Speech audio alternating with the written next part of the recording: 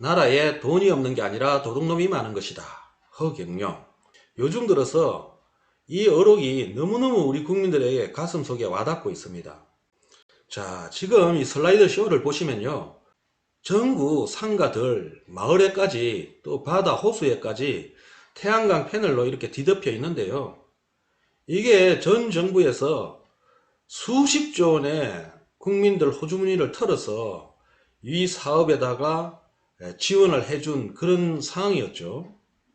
그런데 지금 이게 바람 불고 태풍이 불면은 다 지금 이렇게 쓰러지고 산을 깎아먹고 홍수가 나고 그 피해가 이만저만이 아니게 되었습니다. 이 태양광 패널을 국내산으로 얼마든지 조달할 수 있음에도 불구하고 90% 이상을 중국산으로 수입을 해서 조달을 했습니다. 중국산 패널 같은 경우에는요, 공정상 방사능 세척을 2번 이상 하게 되어 있는데요. 전혀 세척을 하지 않고 나오기 때문에요. 가격 면에서는 저렴하죠. 우리나라 패널의 약 5분의 1 가격인데요. 그러면 원가와 수입 단가 간에 어마어마한 가격 갭이 생기는데요. 바로 이게 도둑질의 온상입니다. 국민들의 헬세를 수십조 원을 투자를 해가지고 그것을 차액을 남겨서 도둑질을 해가는 아주 이런 악랄한 방법인데요. 정말 기가 막힐 일이죠. 가상화폐인데요. 가상화폐로 인해 가지고 젊은 층들이요 완전 몰락의 길을 가고 있습니다. 정부 차원에서 이 가상화폐를 오히려 두둔하고 투기 조장을 부추기면이 없지 않아 있습니다. 그러고 나서 사태가 터지니까요, 정부도 그래서도 모른다, 책임 없다, 가상화폐 피해가 급증을 하는 거예요. 지금 들여난 것만 4조 5조지요 드러나지 않은 실질적인 피해액은요 수십조 원에 이릅니다.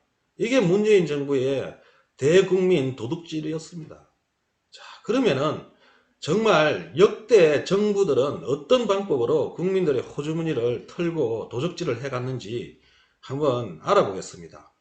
김영삼 정부는 누가 시키지도 않았는데 문민정부를 내세우면서요, 금융실명제를 도입을 했습니다. 금융실명제를 도입하다 보니까요, 합법적으로 자연스럽게 투자되던 외국계 투자금, 자본금들이요 싹 다 빠져나갔죠. 물밀듯이 빠져나가버리고 결국은 종검사와 금융사태를 일으키게 되었는데요. 종검사로 수십조 원을 먹튀를 하게 된 것이죠. 그래서 우리나라 국민들이요 수십조 원의 도적질을 당한 겁니다. 김대중 정부는요, 전 정부가 일으킨 IMF 사태로 엄청난 고생을 했지만은요, 결국 국민들의 헬세와 국가 부채를 통해서요, 수백조 원에 달하는 구제금융을 통해서 국내 기업들을 탄탄하게 반석 위에 올려놓았습니다. 그런데 문제는 이렇게 탄탄하게 반석 위에 올린 국내 기업들을 우리 국민들에게 돌려줘야 되는데 이걸 싹 다 해외에다가 팔아먹었습니다. 완전히 똥값으로 동전주로 수백조 원치를 팔아먹었죠. 모든 대기업들, 탄탄한 글로벌 기업들이 실질적으로 지분 매각을 통해서요 거의 다 외국계 자본에 넘어갔습니다. 노무현 정부는 어떻습니까? 바다 이야기 등으로 완전 전국이 도박판이었습니다. 그리고 국민들이 도박 자금이 없다고 하니까 은행들에게 모기지론을 도입을 해서 무한대로 국민들에게 도박 자금을 빌려줬습니다.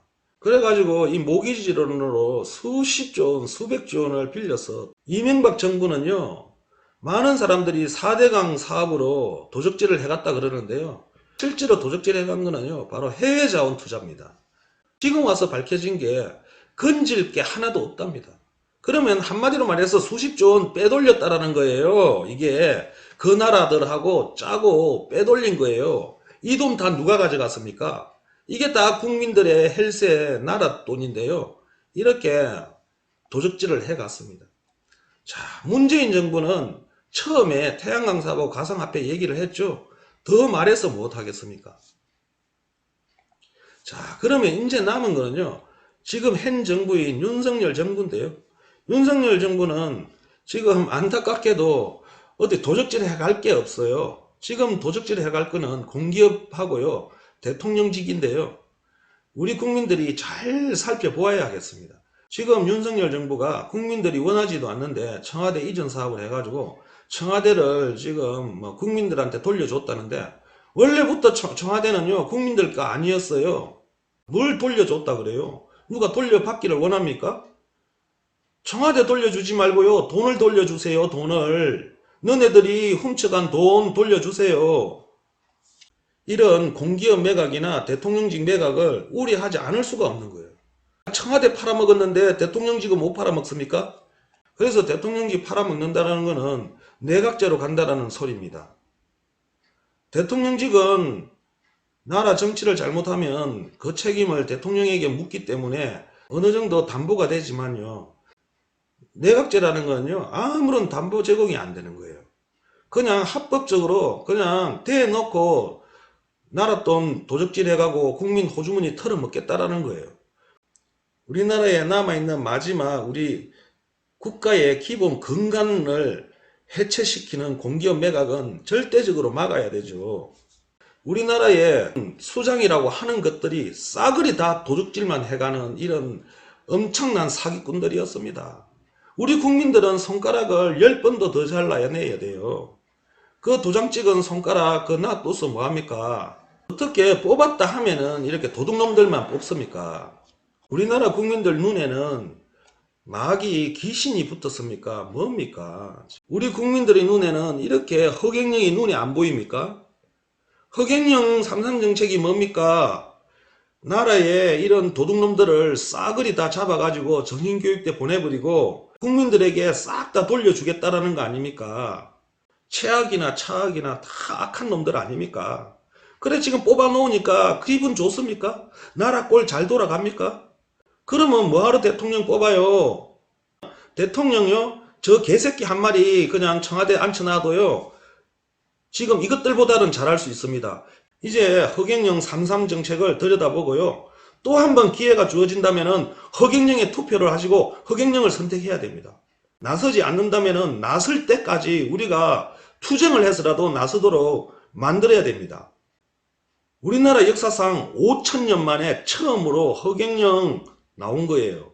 이런 허경영을 우리 국민들이 몰라보고 지지하지 않는다면 우리 국민들은 접시물에 코 박고 죽어야 돼요.